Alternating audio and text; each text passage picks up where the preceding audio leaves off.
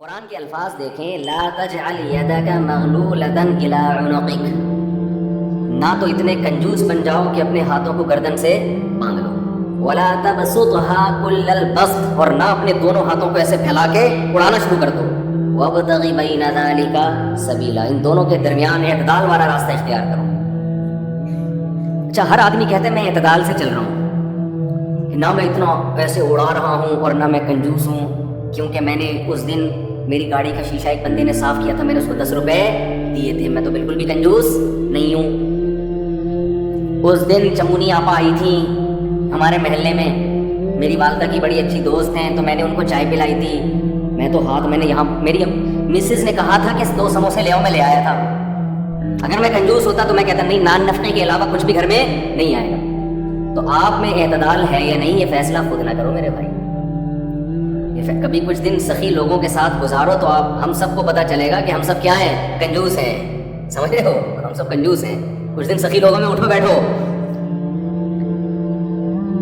اسلام چاہتا کیا ہے؟ جو اسلام چاہتا ہے وہ تو میں پوری بات کہوں گا تو شاید جمعہ پڑھنا چھوڑ دیں آپ لوگ۔ اسلام کہتے ہیں مسافر خانہ سمجھو اس کو، اتنا نہ اڑاؤ کہ کل مانگنے کی ضرورت پیش آ جائے، بس اس سے کم خرچ کرو، ٹھیک ہے نا، یہ رکھنے کی چیز نہیں ہے۔ لیکن ہم یہ نہیں، ہم نے تو کتنے سالوں کا جمع کر کے رکھا ہوا ہے، جمع ہوتا جا رہا ہے، پلاٹ کی شکل میں، گولڈ کی شکل میں، دکانیں، پراپرٹی، ہوتے کمال کی بات یہ، اسلام کمانے سے منع نہیں کر رہا، جمع کرنے سے منع کر رہا ہے۔ اور ہم نے دینداروں کو دیکھا ہے کمانے کی زیادہ کوشش نہیں کر رہے، جمع زیادہ سے زیادہ کر رہے ہیں۔ عجیب بھائی، ارننگ بڑھاؤ، اپنی ڈبل کر دو، اس میں فائدہ ہے، مسلمان پاورفل ہوگا تو اسلام ترقی کرے گا۔ تو کہتے ہیں نہیں یار، میری آمدن مہینے کی اتنی ہے تو مجھے کیا ضرورت ہے، لیکن اس آمدن کو کیا کر رہے ہیں، جمع کر رہے ہیں۔ بھائی کمائی ڈبل کر دو تاکہ خرچ بھی کیا ہو جائے، خرچ اچھی جگہوں پہ شروع کر دو، اپنے لیے نہیں کماؤ، قوم کے لیے کمانا شروع کر دو نا، ڈبل کمانا شروع کر دو، 4 گنا کمانا شروع کر دو، لیکن اس کمائی کو پھر خیر کے کاموں میں خرچ کرو۔ نبی صلی اللہ علیہ وسلم نے فرمایا، ایماندار تاجر وہ شخص جو اس لیے تجارت کرے کہ لوگوں کے سامنے ہاتھ نہ پھیلانا پڑے، ایمانداری کے ساتھ تجارت کرے۔ پیغمبروں کے ساتھ ہوگا قیامت کے دن۔ حضرت عثمان اگر گھوڑا کماتے تو 400 گھوڑے دیتے جہاد میں، بولو نا، گھوڑا لینڈ کروزر تھا اس زمانے کی، 400 V8 حضرت عثمان نے دیے ہیں، کتنا کمایا ہوگا۔ ہاں، اتنا کمانا کہ آپ اپنے صحت کی کبھی خیال نہ کر سکیں، آپ بیوی بچوں کو بھی ٹائم نہ دے سکیں، وہ پھر کمانے میں بے اعتدالی ہے۔ کمانے کا ایک حد تک آپ کے ٹائم اور جسم سے تعلق ہے، اس کے بعد کھوپڑی سے تعلق ہے۔ کھوپڑی نہیں استعمال کر رہا، گدھا بنا ہوا ہے، محنت بہت کر رہا ہے۔ ہم نے ایسے کمانے والے دیکھے ہیں کہ سارا دن کمانے کی فکر میں ہوتے بچوں کی فکر ہی نہیں ہے، بیوی کو ٹائم نہیں دے رہے، ماں باپ کو ٹائم نہیں دے رہے، اپنی صحت کو ٹائم نہیں دے رہے۔ تو زیادہ کمانے کا یہ مطلب ہرگز نہیں ہے۔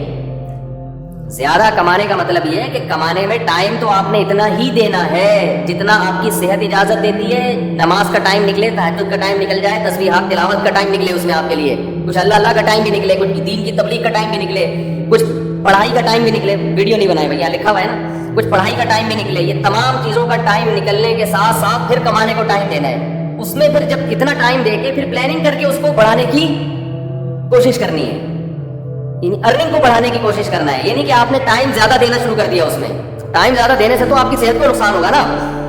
ارے 5 نمازیں تو پڑھنی پڑیں گی نا ٹائم پہ، پھر تلاوت روزانہ کرنی ہے کہ نہیں کرنی ہے، صبح شام کی تسبیحات ہیں وہ بھی کرنی ہے، تہجد کی بھی کوشش کرنی ہے، باپ کو بھی ٹائم دینا ہے، اماں کو بھی، بیوی بچوں کو بھی، پھر اپنی ایکسرسائز وغیرہ، صحت کو بھی، پھر باقی ٹائم کس کو دینا ہے، وہ پیسہ کمانے کو دینا ہے۔ پھر اس پیسہ کمانے کے جتنا ٹائم آپ نے دے دیا تو اس میں آپ کہہ سکتے ہیں کہ پھر ہم اس کو بڑھائیں کیسے، ہم تو 8 گھنٹے کمانے کو دے رہے ہیں، اب اس میں کیسے بڑھائیں ہم؟ تو بھائی کھوپڑی استعمال کر کے کیا کریں، اس کو بڑھائیں۔ کھوپڑی سے چیزیں بڑھ جاتی ہیں، کھوپڑی تو استعمال مسلمان کر ہی نہیں رہا ہے نا۔ اب یہ کہ کیسے کھوپڑی استعمال کریں، تو آپ خود استعمال کرو کہ یار میں یہ کام کر رہا ہوں تو میں اگر یوں کر لوں تو یہ ایسے بھی ہو سکتا ہے، یہ بیٹھیں گے تو سمجھ میں آئے گا انشاءاللہ آپ خود، لیکن بیٹھتے ہی نہیں ہے، سوچتے ہی نہیں، جو جہاں کھڑا ہے وہیں کا وہیں رہے گا وہ۔ خیر، تو میں کیا عرض کر رہا تھا، وہ تو بات ختم ہو گیا، آپ لیٹ آئے نا، اصل بات کچھ اور شروع ہے۔ اچھا خیر، جلدی سے بات کو میں لے کے آتا ہوں۔ تو اعتدال جو ہے نا، سخاوت، سخی لوگوں میں آپ اٹھیں گے بیٹھیں گے تو پتہ چلے گا کہ اعتدال کسے کہتے ہیں۔ عربوں میں بڑی سخاوت ہے، ہم نے علماء میں بڑی سخاوت دیکھی ہے۔ تو سخاوت کا مطلب یہ ہے کہ آپ اتنا خرچ نہ کریں کہ کل آپ کو مانگنا پڑ جائے. اس کا علماء نے ایک معیار بیان کیا ہے, وہ خوب اچھی طرح سمجھ لیں, بڑا زبردست معیار ہے کہ اپنے اور اپنے بیوی بچوں کے لیے 1 سال کا ذخیرہ کر لیں پیسوں کا, چاہے وہ گولڈ کی شکل میں ہو یا کرنسی کی شکل, بہتر ہے گولڈ کی شکل میں ہو. آج اگر آپ جاب لیس ہوتے ہیں تو 1 سال تک اگر آپ کو جاب نہ بھی ملے تو آپ نے جو پیسہ اسٹور کیا ہوا ہے اس سے اسی معیار کی زندگی اپنے گھر والوں کو دے سکتے ہیں جو اب تک دیتے آئے. اور یہ 1 سال آپ کے پاس جاب تلاش کرنے کا یا کاروبار دوبارہ سے اٹھانے کا آپ کے پاس موقع ہے. 1 سال سے زیادہ کی پھر کوئی انتہا نہیں ہے. لوگ کیا کرتے ہیں, جمع کر رہے ہیں کہ کل اگر جاب چلی گئی, کل اگر کاروبار ٹھپ ہو گیا تو بھائی کل کیا, پھر تو خبر تک کا رکھو سنبھال کے, وہ تو پھر ٹینشن سے ہی دنیا سے جاؤ گے. تو کچھ اللہ پہ توکل کرو نا اس معاملے میں. اللہ ہمارے بس میں یہ تھا 1 سال ایک خاص مقدار ہوتی ہے, اس میں چاروں موسم آ جاتے ہیں. ابھی کاروبار آپ کا نہیں چلا, سردی میں نہیں چلا تو ہو سکتا ہے گرمی میں چل جائے, خزاں میں چل جائے, باہر میں چل جائے, تو کبھی نہ کبھی تو چلے گا. نہیں چلا تو پھر اللہ نہیں چلانا چاہتا, وہ اسی میں اللہ کرے بیٹھ. جو آدمی اللہ پہ اعتماد توکل نہیں کرتا وہ تو کبھی زندگی میں سکون میں آ ہی نہیں سکتا. تو 1 سال کا اسٹور کر لیں آپ. اور بہت اللہ نے پیسہ دیا ہے تو بچوں کے لیے ایک پراپرٹی لے کے ڈال دی, پلاٹ 2-4 لے کے ڈال دی. مرنے کے بعد بچے بالکل روڈ پہ نہ آ جائیں بس. باقی کیا کرو, کھاؤ کھلاؤ. ٹھیک ہے, کیا کریں. ایک لطیفہ سنا دوں, ہمارے ایک دوست نے بھیجا تھا بڑا زبردست قسم کا. ہمارے ایک دوست نے لاہور میں, انہوں نے کسی کا لطیفہ بھیجا, لیکن لطیفہ بڑا سبق آموز ہے. وہ ایک آدمی گیا گوشت کی دکان پہ, شاید آپ لوگوں نے بھی سنا ہو, اور کہنے لگا کہ 1 کلو گوشت دے دو. اتنے میں ایک بندہ آیا, یہ آدمی لینڈ کروزر میں گیا نا, بڑی VIP گاڑی میں, مالدار آدمی ہے. گوشت کتنا لے رہا ہے, 1 کلو. دوسرا آدمی آیا, اس نے کہا کہ 10 کلو گوشت دے دے, چانپیں بھی اور دل بھی, کلیجی بھی, پٹ کا گوشت الگ, بکرے کی الگ نکال, فلانے الگ نکال. بڑے بھائی وہ کسائی اس کو چھوڑ کر اس کے پیچھے لگ گیا نا, اس کو پہلے گوشت بنا کے دیا. یہ جو 1 کلو والا تھا نا, 1 کلو, اس کو غصہ آیا کہ یار اس کو 10 کلو دے رہا ہے کم وقت, 10 کلو والے کو پہلے دے رہا ہے. اس نے کہا بھائی اس کا آرڈر بڑا ہے, وہ پرانا کسٹمر ہے ہمارا. اس نے کہا یار اس کے پاس اتنا پیسہ کہاں سے آیا کہ اتنا ویسے گوشت لے کے جا رہا ہے. اس نے کہا بات یہ ہے کہ اس کی 4 بیویاں ہیں. اس کی کتنی بیویاں ہیں, 4. چاروں بیوہ ہیں, اور یہ چاروں بیویاں کسی مالدار آدمی کی بیویاں تھیں جو ان کے لیے بہت پیسہ چھوڑ کے گئے اپنی بیویوں کے لیے. اس مالدار نے کھایا کم اور بچایا بولو زیادہ. اب بچانے میں زندگی گزر گئی اس کی, تو ظاہر ہے کھانا نصیب نہیں ہوا, مر گیا. وہ مر گیا, جب میں نے اس اسٹائل سے کہا نا تو مجھے وہی یاد آ گیا لٹن جعفری, اللہ مر گئے پھر دوبارہ زندہ ہو گیا. اسٹائل اچھا تھا. تو بچایا نہیں, اور بچا کے مر گیا. اب ظاہر ہے بیوی جو تھی ان کو پیسہ مل گیا ٹھیک ٹھاک. اب ان کے پاس پیسہ ہے, بندہ مارکیٹ سے شارٹ ہے. عورت کو ظاہر ہے پیسے کے ساتھ شوہر بھی تو چاہیے نا, اس میں بھی ڈیزائرز ہیں, اس کو بھی ضرورت ہے میاں کی. تو یہ غریب کا جذبہ تھا 4 شادیاں کرنے کا نا, تو یہ کرتا چلا گیا. پرانے والے کا سارا پیسہ کس کے پاس آ گیا, اب یہ بیوی کے خرچے پہ کھا رہا, یہ بچا نہیں رہا. ظاہر ہے عورت کا پیسہ ہے, تو یہ دوسرے کے پیسے پر ان کی بیویوں سے شادی بھی کی ہوئی ہے, اور اس دوسرے کے پیسے پر کھا بھی رہا ہے. اس لیے یہ 10 کلو گوشت لے کے جاتا ہے. سمجھ رہے اس نے فوراً کہا میرے لیے بھی 10 کلو بنا دے. میں نہیں چاہتا میرے مرنے کے بعد میرا ہوا بچا پیسہ کوئی اور بے غیرت استعمال کرے, معذرت کے ساتھ. ابے پہلے خود تو کھاؤ. اس وقت جو تمہاری حاضر سروس بیوی ہے, بولو تم جب تک میری بیوی ہو تو کھاؤ, ٹھیک ہے نا, تم بھی کھاؤ میں بھی کھاؤں گا. مر گئے تو بھائی وہ اس کے لیے نکاح کا دروازہ, اور جب ہمارے بیانات چل رہے ہیں تو یہ تو اور دروازہ کھل گیا ہے. پہلے تو بیوہ کو رشتہ ہی نہیں ملتا تھا نا, اب تو بہت سی بیوہ ایسی مارکیٹ میں آ گئی ہیں, پیسہ بہت ہے, بندہ نہیں ہے, ہم اپنے خرچے پہ شادی کرنے کے لیے تیار ہے, کوئی شریف آدمی مل جائے ہمیں. اب تو ایسی بیوہ بہت آ گئی ہے مارکیٹ میں کہ جی پیسہ ہمارے میاں بہت چھوڑ کے گیا, بندہ نہیں ہے. تو میں نہیں کہہ رہا آپ بیوی کے لیے پیسہ نہ بچائیں, لیکن یہ دماغ میں رکھیں کوئی بغیر آپ کے پیسے پہ آپ کی بیوی کے ساتھ زندگی گزارے گا, خرچہ آپ کا ہوگا, آپ اس کو پیسہ دے کے جائیں. تو اعتدال اس چیز میں ضروری ہے. ایسے لاوارث نہ چھوڑو اپنے بیوی بچوں کو, لیکن اعتدال اتنا بھی نہ دو تو گہری حدیث سوچنا شروع ہے. بچوں کے لیے بھی بناؤ کچھ. خیر کہاں سے کہاں بات چلی گئی, تو جلدی سے بات کو سمیٹتا ہوں, کیا کروں, پھر گھومتے بھی ادھر ادھر دائیں بائیں جانے لگتے ہیں. تو یہ میں ان لوگوں کے لیے یہ لطیفہ ہے جو بہت زیادہ بچانے کی فکر کرتے ہیں. میں کہتا ہوں نا، آپ اپنی اولاد کے لیے بچا رہے ہو، اپنی اولاد کے لیے بچا رہے ہو، کھا نہیں رہے نا، خرچ کر رہے ہو بچوں کے، تو بچے پھر جب بچوں کے پاس آئے گا تو وہ اپنے بچوں کی فکر میں بچائیں گے. تو آپ بھی تو خود کسی کے بچے ہو نا. آپ کھاؤ، بولو مجھے اپنے ابا کے بچوں کی فکر ہے، میرے ابا نے میرے لیے چھوڑا تھا، میرے بچوں کے لیے تھوڑی چھوڑا تھا. اور اگر آپ کے ابا نے آپ کے بجائے آپ کے بچوں کے لیے چھوڑا تھا تو آپ کے ابا تو بڑے بیوقوف تھے، کیونکہ بچوں کے لیے بھی اس لیے چھوڑا کہ وہ اپنے بچوں کے لیے چھوڑے. پھر تو کھائے گا کون پھر اس کو بیٹھ کے؟ بات یہ کہ اللہ پہ اعتماد اور توکل بالکل ختم. یہ بھول گئے ہیں کہ جب انسان دنیا میں آتا ہے تو صرف پیٹ نہیں لے کے آتا، 2 ٹانگیں 2 ہاتھ کمانے کے لیے لے کے بھی آتا ہے. آپ کا بچہ اپاہج ہے تو سمجھ میں آتی ہے بات، 2 ہاتھ 2 ٹانگیں تو بھائی جیسے آپ نے کمایا وہ بھی کمائے گا انشاءاللہ. جب آپ پیدا ہوئے تھے خدا نے آپ کی ماں کی چھاتیوں میں آپ کے لیے رزق پیدا کیا تھا. آپ کا بچہ پیدا ہوا تو اس کی ماں کی چھاتیوں میں بھی خدا نے رزق پیدا کیا ہے. اس کا مطلب رزق بچہ لے کر آ رہا ہے. تو فکر کرو اعتدال کے ساتھ، اس کو سروں پہ مسلط نہ کرو، مسلط نہیں کرو. مسلط اتنی کرو کہ بس میں نے کمانا ہے، بیوی بچوں کو فی الحال کھلانا ہے. میں اس کے علاوہ رزق کے دروازے کھل رہے ہیں تو کھلے، جتنا اللہ کھول دیتا ہے. بعض دفعہ نہیں کھولتا اللہ تعالیٰ. یبسط الرزق لمن یشاء ویقدر، جس کے لیے چاہتا ہوں رزق کھول دیتا ہوں، جو جس کے لیے نہیں چاہتا وہ ایڑیاں کس رگڑ لیتا ہے، مگر رزق کا دروازہ نہیں کھولتا. ٹینشن کس بات کی ہے؟ یہ تو اللہ کے ہاتھ میں ہے. آپ نے کوشش کرنی ہے، نتیجہ آپ کے ہاتھ میں نہیں ہے. اللہ غریب رکھے تو بھی خوش، انجوائے کرو یار. جس نے مجھے کھلا دیا تو بس میری ضرورت بھی 2 پراٹھے ہیں تو میرے بچوں کی بھی یہی ضرورت ہے، اللہ ان کو بھی کھلا دے گا. اللہ میں لاہور سے آیا ہوں، پراٹھا آتے ہی پراٹھا کھایا ہوٹل میں جا کے، اتنا مزہ آیا کہ سبحان اللہ. نہیں ملتے پنجاب میں یہ والے پراٹھے، یہ چیز نہیں ہے پنجاب. پنجاب میں لسی ہے، پائے ہیں ہوں گے بھائی، یہ چیز نہیں ہے بھائی. رفیع بھائی بہت دیکھی جاتی ہے، مایوس ہوتے ہیں انسان کر کے، وہ ناشتے کا وہ لک ہی نہیں آ رہا ہوتا. تو ہماری ضرورت بس یہی ہے. تو اللہ دے دے تو ٹھیک ہے بھائی، کچھ بہت دے دیا، کھا بھی لیا، استعمال بھی کر لیا، تو چلو یار ایک آدھ بحریہ ٹاؤن میں بچوں کے لیے پلاٹ بنا کے چھوڑ دیا، مر آ جائیں گے تو چلو. اس سے زیادہ tension tension tension tension tension آخرت کی ہے. ہمارے ایک دوست نے پراپرٹی لی، اس کے ساتھ ہی قبرستان بھی ہے. تو بار بار وہاں کھڑے ہو کے بول رہے ہیں کہ یار دیکھو، میں ان سے کہہ رہا تھا، ان کو ڈرا رہا تھا. میں نے کہا آپ اپنا پلاٹ دیکھ دیکھ کے خوش ہوتے رہتے ہو، اصل پلاٹ تو یہ ہے، یہاں ہے، تھوڑے دنوں میں کدھر آنا ہے، ادھر آنا ہے. میں نے کہا یہاں جو پلاٹ لیا اس پہ مکان بناؤ گے 10 15 20 سال کی کہانی ہے آپ کی. اس سے زیادہ کہ مجھے سفید بال دیکھ کے لگ رہا ہے کہ ہوگی نہیں. اور یہاں 20,000 25,000 30,000 پتہ نہیں کتنا رہنا پڑے. تو جب اپنی پراپرٹی کو دیکھنے جاؤ، ساتھ میں یہ قبرستان پہ تھوڑی دیر کھڑے ہو کر دیکھ لیا کرو کہ یار آنا کہاں ہے، ادھر ہی. تو اتنا زیادہ خوش ہونے کی بالکل بھی ضرورت نہیں ہے. اس کی تیاری کیا کی ہے اس قبر کی؟ اس کی تیاری کرو. اس کی تیاری ہے راتوں کو تہجد، اللہ کے سامنے گڑ گڑانا، نظر کی حفاظت کرنا، حرام کھانے سے اپنے آپ کو بچانا، اپنی اولاد کی اچھی تربیت کرنا. یہ اس کی تیاری ہے اس قبر کی.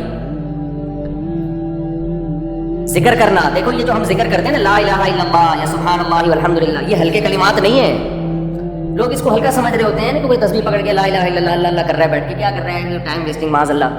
اللہ کو سب سے زیادہ یہ عمل محبوب ہے کہ میرا تذکرہ کر رہا ہے. ہم جب دنیا کا تذکرہ کرتے ہیں، پراپرٹی وہاں چلی گئی، ابے تجھے پتا ہے وہ بھی ہاتھ سے نکل گئی پراپرٹی، اور یہ بھی ہو گیا اور وہ بھی ہو گیا، ابے تجھے پتا ہے آج کل کون سا بزنس چل رہا ہے، صبح شام دنیا دنیا دنیا جو کرتے ہیں نا، اس میں ہمیں دلچسپی ہے، اللہ کو کوئی دلچسپی نہیں. یہ فنا ہونے والی چیز ہے. اور اگر ہم زبان سے لا الہ الا اللہ اللہ اکبر شروع کر دیں تو اس میں ہمیں دلچسپی نہیں ہے، لیکن اللہ کو اس میں بہت دلچسپی ہے. نبی صلی اللہ علیہ وسلم نے فرمایا اللہ کے ذکر کے علاوہ سب کچھ اس دنیا میں باطل ہے، سب کچھ باطل ہے.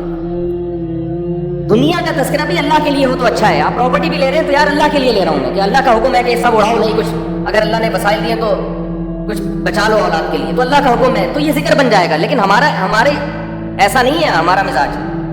ہم تو دنیا کے چسکے لے لے کے تذکرے کرتے ہیں ہر وقت. تو یہ اس کی اگر معمول بنا لینا، تسبیح ہاتھ میں رکھیں، میں نے دیکھا اس کا بڑا اثر پڑتا ہے. لاشعوری طور پر انسان کی زبان چلنا شروع ہوتی ہے، لاشعوری طور پر. تو عادت ڈالیں اللہ کا نام لینے کی، سے دماغ ہٹے گا. یہ جو گند میں دنیا کے گٹر جو ابل، ہمارے حضرت فرمایا کرتے تھے دنیا کی محبت کے دلوں میں گٹر ابل رہے ہیں تو سکون کہاں سے ہوگا؟ سکون خوشبو میں ہوتا ہے، گٹر کی بدبو میں تھوڑی ہوتا ہے. یہ دنیا کی محبت میں بھی اسمیل ہے، بدبو ہے. تو بات میں نے یہاں سے شروع کی تھی کہ اسلام نام ہے طہارت کا، تو طہارت میں عقیدے کی طہارت بھی داخل ہے. تو شرک کیا ہے؟ نجاست. تو اسلام نے یہ بتایا کہ انسان کے علاوہ جو کچھ ہے وہ انسان کی خدمت میں ہے، اس میں مقدس وہ نہیں ہے.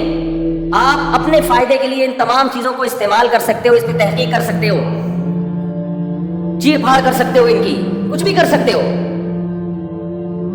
تو آپ اگر ان چیزوں کے آگے جھکنا شروع ہو جاؤ، اور عزت کا معیار جو اصل عزت ہے، ایک تو دنیا کا نظام چلانے کے لیے وہ وقتی عزت ہے، وہ نظام چلانے کی حد تک ٹھیک ہے، لیکن اوریجنل عزت ذلت کا معیار وہ نہیں ہے، بلکہ اس کا معیار کیا ہے؟ تقویٰ۔ اصل عزت تو آخرت میں ہوگی، اس میں ہو سکتا ہے بھنگی کا مقام ایک آفیسر سے زیادہ ہو۔ یہ نظریہ بھی کس نے دیا؟ صرف اسلام۔ ذات پات کی بنیاد پہ بہت ساری قوموں میں تفریق ہے، چھوٹی ذات کا آدمی کتنا اچھا بن جائے وہ اچھا نہیں رہتا پھر بھی۔ تو ایک بات تو اسلام نے یہ بتائی کہ انسان کے علاوہ سب کچھ انسان سے کم ہے، لہذا اس کے سامنے جھکنے کا تو سوال ہی پیدا نہیں ہوتا۔ انسانوں میں عزت کا اصل معیار کیا ہے؟ تقویٰ۔ اور دوسری بات، انسانوں میں تقویٰ کی بیس پہ یا دنیاوی کسی عہدے کے بیس پر انسان قابل عزت تو بن سکتا ہے، معبود نہیں بن سکتا، اللہ اور بندوں کے درمیان واسطہ بھی نہیں بن سکتا۔ وہ سب انسان اللہ کے محتاج ہیں، چاہے وہ عزت والا ہو یا زیادہ عزت والا ہو یا کم عزت والا، محتاج ہونے میں سب کیا ہے؟ برابر۔ اس کا بڑا فائدہ کیا ہوا کہ انسان اور اللہ کے رشتے کے بیچ میں جو خالق اور مخلوق کا رشتہ ہے، اس میں انسانوں کی دخل اندازی اللہ نے برداشت نہیں کی۔ یہ بھی آپ کے مینٹل لیول کو یہ چیز اوپر لے جاتی ہے۔ آپ سے اگر گناہ ہو گیا تو اسلام کہتا ہے کسی انسان کو درمیان میں واسطہ بنانے کی ضرورت نہیں۔ کوئی انسان آپ کی پیشکش اللہ کے سامنے، آپ راتوں کی تنہائی میں گڑگڑاؤ اللہ کے سامنے، اللہ آپ کی توبہ قبول کرے۔ عیسائیوں میں کیا ہے؟ پادری کے پاس جاؤ، اتنے پیسے دو۔ آغا خانیوں میں بھی یہی ہے، وہ پیسے دیتے رہتے ہیں، بس نوٹ چھاپنے کی مشینیں بنے ہوئے ہیں۔ اسلام کہتا ہے وَمَن يَعْمَلْ سُوءًا أَوْ يَظْلِمْ نَفْسَهُ ثُمَّ يَسْتَغْفِرِ اللَّهَ، جس سے بھی گناہ ہو گیا یا اپنی جان پہ ظلم کر بیٹھا، ہاتھ اٹھا کے اللہ کے سامنے توبہ کرے۔ وَإِذَا سَأَلَكَ عِبَادِي عَنِّي، میرے بارے میں جب بندے پوچھے میں کہاں ہوں، فَإِنِّي قریب، ان سے بولو میں تمہارے قریب ہوں، شہرک سے بھی زیادہ قریب ہوں، درمیان میں کسی کے واسطے کی ضرورت نہیں ہے، میں تمہاری شہرت سے بھی زیادہ قریب ہوں۔ تو کسی کی ایسی تعظیم بھی اسلام برداشت نہیں کر رہا کہ وہ تعظیم میں غلو ہو جائے، کہ آپ اس کو اللہ اور مخلوق کے درمیان میں داخل کر لیں۔ آپ اللہ یہ بھی برداشت نہیں کرتا کہ اتنی عزت کسی کو دینے کی ضرورت نہیں ہے، وہ تمہاری طرح وہ بھی محتاج ہے، تم بھی محتاجی میں سب کیا ہے؟ برابر۔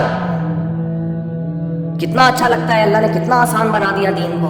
جب کوئی ضرورت ہو، کوئی غلطی ہو جائے، اللہ کے ساتھ دعا مانگو، اللہ تو اس گناہ پہ مجھے سزا بھی دے سکتا ہے اور معاف بھی تو ہی کر سکتا ہے، تو معاف کرنے کے لیے کسی کی پرمیشن کا محتاج نہیں ہے، سزا دینے کے لیے بھی کسی کی اجازت کا محتاج نہیں ہے۔ اسی صفت کا واسطہ دے کے انسان بھیک مانگتا ہے کہ اللہ تو اپنے فضل سے مجھے معاف کر دے، کسی کو بتانے کی بھی ضرورت نہیں ہے۔ یہ چیز، یہ خودداری جو اسلام نے آپ کے اندر پیدا کی ہے، یہ بھی اسلام کے علاوہ دنیا کے کسی مذہب میں نہیں ہے، سب برابر ہیں۔ عبداللہ بن مسعود رضی اللہ تعالیٰ عنہ کے پاس ایک شخص آیا زنا کر کے، کہنے لگا مجھ سے زنا ہو گیا، جاری کریں۔ نبی کے پاس آیا، آپ نے چہرہ موڑ لیا، پھیر لیا چہرہ، کیا مطلب؟ اشارہ تھا کہ اگر ہوا ہے تو اللہ کے ساتھ جا کے توبہ کرو، مجھے کیوں بتا رہے ہو؟ اس کو پسند نہیں کیا آپ صلی اللہ علیہ وسلم نے۔ آج پیر صاحب بہت سے علاقوں میں ایسے بنے ہوئے کہ یہ ہمیں بخشوائیں گے، ان کو پکڑے دو، ان کو چڑھاوے دو، ان کو نذرانے دو، ان کو دمبے کھلاؤ، ان کے کندھوں پہ ہم پل صراط پہ پار ہو کے جائیں گے۔ یہ پیر خود نہیں بچے گا، تمہیں کہاں سے بچائے گا؟ اس کی حرکتیں دیکھو تم، جو اس طرح کی حرکت، جو انسانوں کو اللہ سے ملانے کے بجائے اپنے آپ نیک بندہ نہیں ہو سکتا۔ ما کان لبشر ان یکلمہ، ما کان لبشر ان یؤتی اللہ الکتاب والحکمہ، کسی بشر میں یہ مجال نہیں ہے، قرآن کے الفاظ دیکھو، کسی انسان کی یہ مجال نہیں ہے کہ اللہ اسے نبوت دے دے، پھر وہ لوگوں کو اللہ کا غلام بنانے کے بجائے اپنا غلام بنانا شروع کر دے۔ کسی بشر میں یہ مجال نہیں ہے، کیونکہ جب اللہ نبوت دیتا ہے تو اس بشر میں اللہ کی عظمت اور جلال بیٹھ جاتی ہے۔ جلال بیٹھنے کے نتیجے میں وہ لوگوں کو کبھی بھی اپنی طرف دعوت نہیں دے گا۔ صحابی نے دیکھا اونٹ نے نبی کو سجدہ کیا تو صحابہ نے عرض کیا یا رسول اللہ ہمیں بھی اجازت دیں سجدہ کروں۔ آپ نے فرمایا نا نا نا، آج بتاؤ کوئی کسی جاہل پیر کے ساتھ یہ منظر ہو، کوئی جانور آگے سجدہ کر لے، وہ تو خوشی سے پاگل ہو جائے گا، وہ تو کہے گا دیکھو جب یہ کر رہا ہے تو تم کیوں نہیں کر رہے؟ نبی نے اپنے گرد سجدہ کرنے سے منع کیا۔ آپ صلی اللہ علیہ وسلم نے فرمایا اللہ یہود و نصارہ پہ لعنت کرے، انہوں نے اپنے پیغمبروں کے دنیا سے جانے کے بعد اپنے پیغمبروں کی قبروں کو سجدہ گاہ بنا لیا، اپنے پیغمبروں کی قبروں کو عید گاہ بنا لیا، جیسے عید میں میلے ٹھیلے ہوتے ہیں۔ اسی وجہ سے پیغمبر صلی اللہ علیہ وسلم کی قبر پہ میلے ٹھیلے رش لگا کے بیٹھنا اس کی اجازت نہیں ہے، الصلاۃ والسلام پڑھے اور وہاں سے نکل جائیں۔ کیسی حفاظت کی. دنیا میں سب سے افضل انسان، جس سے افضل اس کائنات میں کوئی پیدا ہوا ہی نہیں، وہ محمد صلی اللہ علیہ وسلم ہے. لیکن آپ کی قبر پہ نہ کبھی سجدہ ہوتا ہے، نہ کوئی میلے ٹھیلے لگتے ہیں، نہ آپ کی قبر کی طرف رخ کر کے آپ سے دعائیں مانگی جاتی ہیں. یہی آپ کے سب سے افضل ہونے کی سب سے بڑی دلیل ہے کہ انہوں نے اپنی عبادت نہیں کروائی. کبھی ہم قبر پہ یہ نہیں کہتے کہ یا رسول اللہ آپ ہماری مدد کر دیں، یہ شرک ہے. صحابہ نے ہمیشہ نبی سے دعا کی درخواست کی ہے کہ آپ اللہ سے یہ درخواست کرتے. دیکھو قرآن کے الفاظ، بس یہ آیت پڑھ کے بیان ختم کرتا ہوں. وَلَوْ أَنَّهُمْ إِذْ ظَلَمُوا أَنفُسَهُمْ جَاءُوكَ فَاسْتَغْفَرُوا اللَّهَ وَاسْتَغْفَرَ لَهُمُ الرَّسُولُ لَوَجَدُوا اللَّهَ تَوَّابًا رَحِيمًا. پیغمبر کی پوزیشن کو واضح کیا قرآن نے کہ اگر ان سے اپنی جان پہ ظلم ہو، گناہ کر بیٹھے، تو اگر یہ اللہ سے توبہ کریں گے یا آپ کے پاس آئیں گے اور آپ بھی اللہ سے ان کے لیے توبہ کریں گے، تو یہ اللہ کو غفور الرحیم پائیں گے. کیا مطلب؟ یہ نہیں کہا کہ نبی کو غفور رحیم پائیں گے، نہ یہ گناہ معاف کرنا یہ نبی کا وظیفہ نہیں ہے. نبی کے پاس اگر آپ جائیں گے تو اس لیے کہ یا رسول اللہ آپ اللہ کے نیک بندے ہیں، آپ اللہ سے ہمارے لیے دعا کریں. ہم بھی کر رہے ہیں، آپ بھی کریں دعا. تو نبی کے لیے جب آیا تو واستغفروا الرسول نہیں ہے کہ رسول سے استغفار کریں، نہ نہ نہ، رسول بھی کس سے استغفار کریں گے؟ اللہ سے.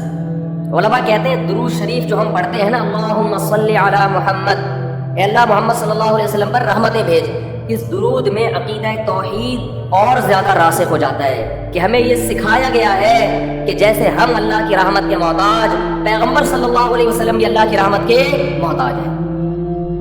ہاں ہمارے درود کے محتاج اگرچہ نہیں ہے، ہمیں جو حکم دیا جاتا ہے وہ اس لیے تاکہ ہم بھی سمجھ جائیں، لیکن ہمیں حکم دیا کہ اللہ سے دعا مانگو کہ آپ پر خصوصی رحمت نازل فرمائے. اس سے پتہ چلتا ہے کہ نبی بھی کس کے محتاج ہیں؟ اللہ کی رحمت کے محتاج. ہمیں دعا کا حکم دیا گیا اور ظاہر ہے اسی لیے دیا گیا کہ یہ دعا اللہ قبول کرے گا اور اپنے نبی پر رحمتیں بھیجے گا. تبھی نبی نے فرمایا جو مجھ پر میرے لیے رحمت کی دعا کرتا ہے اللہ اس نے 10 رحمتیں بھیجتے ہیں. اس سے پتہ چلا کہ نبی بھی یہ چاہتے تھے کہ مجھ سے نہ مانگا جائے بلکہ میرے لیے کس سے مانگا جائے؟ اللہ سے.